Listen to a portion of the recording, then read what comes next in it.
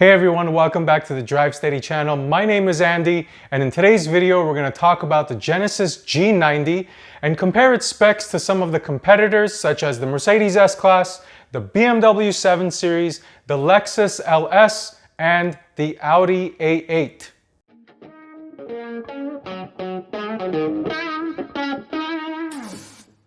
The big four-door luxury sedan segment has been an interesting one this past decade.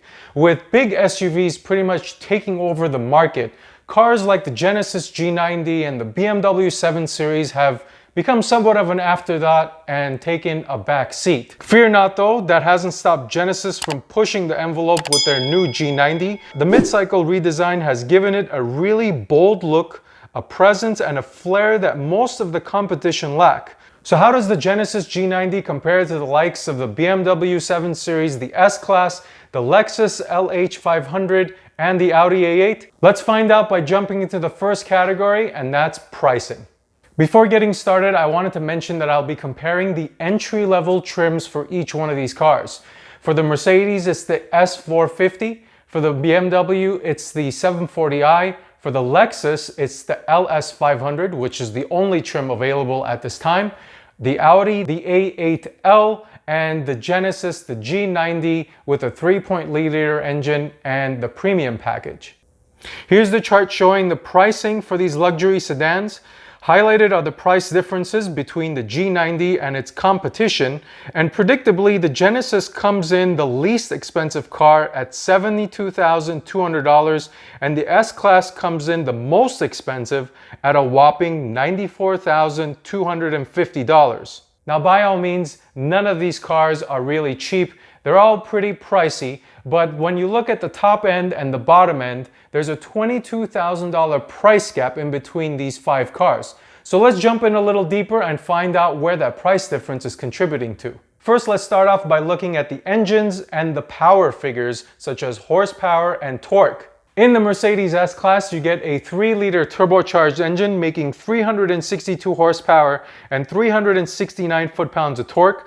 The S-Class is mated to a 9-speed automatic transmission. In the Audi A8, you get a 3-liter turbocharged V6 making 335 horsepower and 369 foot-pounds of torque. The A8 engine is mated to an 8-speed automatic transmission. In the Lexus LS 500, a 3.5-liter turbocharged V6 making 416 horsepower and 442 foot-pounds of torque. I was actually really surprised to find out that the Lexus made this much horsepower. Anyway, the Lexus LS engine is mated to a 10-speed automatic transmission. In the BMW 7 Series, you have the fantastic 3-liter turbocharged engine making 335 horsepower and 331 foot-pounds of torque. The BMW is also mated to an 8-speed automatic transmission. And finally, we've made it to the Genesis G90. It comes equipped with a 3.3-liter turbocharged V6 making 365 horsepower, 376 foot-pounds of torque. The G90's engine is mated to an 8-speed automatic transmission. Since this video is comparing the G90 to the competition, let's look at how it fares. You can see that it's the second most powerful car with respects to horsepower and torque, trailing behind only the Lexus LS 500. Like I mentioned, I was shocked when I saw the Lexus was producing over 400 horsepower and almost 450 foot-pounds of torque. Otherwise, the Genesis G90 shows that it has plenty of power to compete in this segment.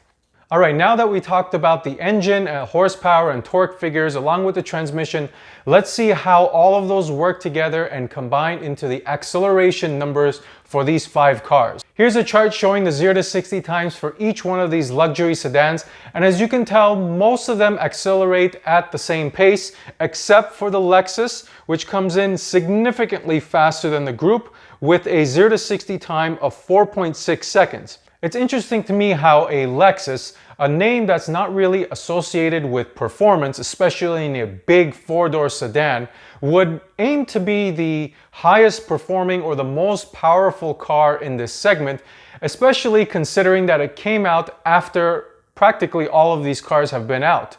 Anyway, if you want the fastest, most powerful car, go for the Lexus LS 500. Otherwise, most of the other cars are pretty much in the same category. One of the nice things, or one of the appeals of owning a big luxurious four-door sedan, is how nice the interior is, or how much room you have on the inside. So with that, let's take a look at how much legroom, headroom, and shoulder room each one of these 5 cars have. Alright, so looking at these numbers and starting off with the front headroom, the Genesis takes the crown with 41.1 inches. Front legroom, again, the Genesis with a whopping 46.3. The front legroom category shows the big difference between these cars. As you can see, there is a 5-inch difference between the Genesis and the competition. Next, shoulder room, where the Mercedes comes in first with 59.7, but the Genesis isn't that far behind at 59.1. And finally, the rear seats, the BMW has the most rear headroom and legroom. Please keep this in mind, as it will come in handy here in a second. And the shoulder room goes to the Mercedes. So those are the interior dimensions. 2 categories for the Genesis, 2 categories for the Mercedes, and another 2 for the BMW. It's quite fair to say, at least in my opinion, that the Genesis is the car to drive because it's got the most front passenger room, and the BMW is the car to be driven in because it's got the most space in the back seats. The next category we're going to talk about is cargo space, or AKA how much room or how much stuff can I put in the trunk. Here's a chart showing the trunk capacity of the Genesis G90 along with its 4 competitors. The Mercedes comes in with the most trunk space at 18.7 cubic feet, while the Audi comes in with the least at 12.5 cubic feet. So the Genesis G90 comes in second from the bottom and is considered below average when compared to the competition. And just for perspective's sake, one standard carry-on suitcase occupies 1.6 cubic feet of space. So by comparison, the Lexus can store almost 1 more bag compared to the G90, and the Mercedes and the BMW can store almost 2 additional bags compared to the G90. It's not that big of a difference, but it's a difference nonetheless. Alright, so the G90 being a full-size luxury sedan, let's compare the exterior dimensions of these 5 full-size cars by looking at the length, width, height, and wheelbase, which is really important. So here's the chart showing all of the dimensions, and they all practically come in the same size, but let's dive in here and take a look. Starting off with the length, the Audi is the longest car of the group, and interestingly, the Genesis is the shortest. Width-wise, again, the Audi is the widest, but all of these cars are separated by less than 2 inches. Height is practically the same across all cars, but this time the Mercedes and the Genesis lead this dimension. And finally, and probably one of the more important categories in the segment, is the wheelbase, with the BMW coming in with the most space. Now, if you're not familiar with what the wheelbase is, it's the distance between the 2 wheels. And typically, when you've got a long wheelbase, amongst many other things, that means you've got more room on the interior. And what these luxury car manufacturers do is they will take most of that additional space you gained from the long wheelbase and put it in the rear seats. Now, if you remember when we compared the interior, the BMW had the biggest interior dimensions with reference to the rear seats. And you can see that translating into the BMW 7 Series having the longest wheelbase. Switching on over into the next category, which is going to be fuel efficiency. Now we'll look at the city, highway, and combined averages along with the fuel tank sizes for each one of these 5 cars. With respects to the city, the BMW comes in first. The Lexus attains the best highway efficiency, probably because it has a 10-speed automatic transmission. And finally, the BMW again has the best combined average. Fuel efficiency is an area where the Genesis G90 really suffers when compared to the Lexus, BMW, Mercedes, and Audi. It practically comes in last in every single combined average category, which is really surprising considering that it's not the most powerful, it's not the hardest accelerating. Typically, that's where you see fuel efficiency suffer. But the one caveat item here is that it does have the biggest fuel tank when you compare it to the other 4 cars, which should improve the range you get out of every gas tank. But anyway, if you're conscious about fuel efficiency, or it's one of the more important things when you're shopping these cars, the BMW is probably going to be the best bet. Alright, the next thing I wanted to touch on are the features. These being the top of the line sedans for each manufacturer, the expectation is that they will have some nice standard features baked in. So let's find out how much exactly. Starting off with adaptive suspension. All 5 of these cars have some sort of adaptive suspension, whether it be electronic or air suspension.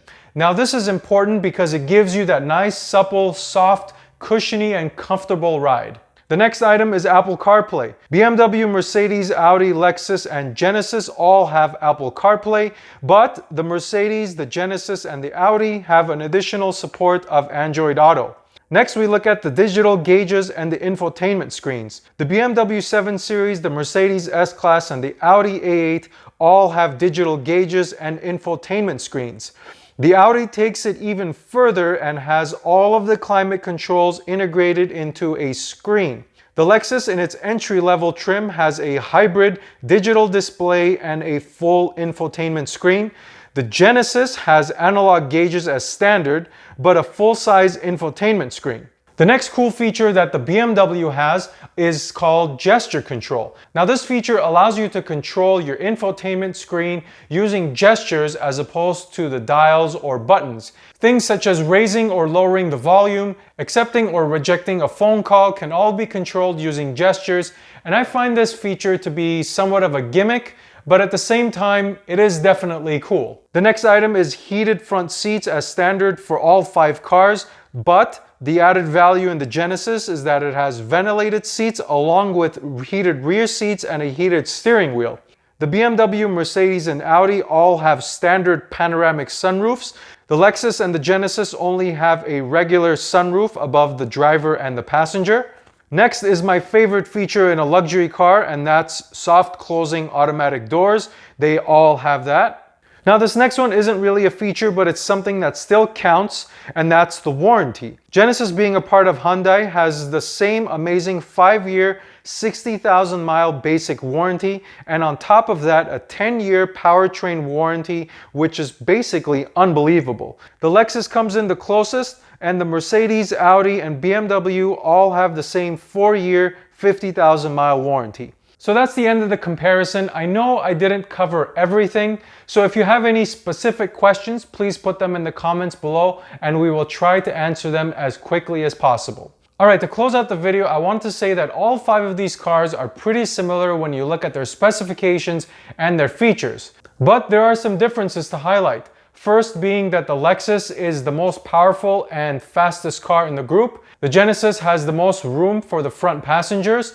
The BMW has the most room for the rear passengers. The Mercedes has the biggest trunk, and the BMW is the most efficient car of the group. Otherwise, things I didn't compare like driving dynamics or styling are pretty much all subjective and ranked differently amongst everybody's priorities. I hope this video was helpful. Thank you for watching. Until next time, drive steady.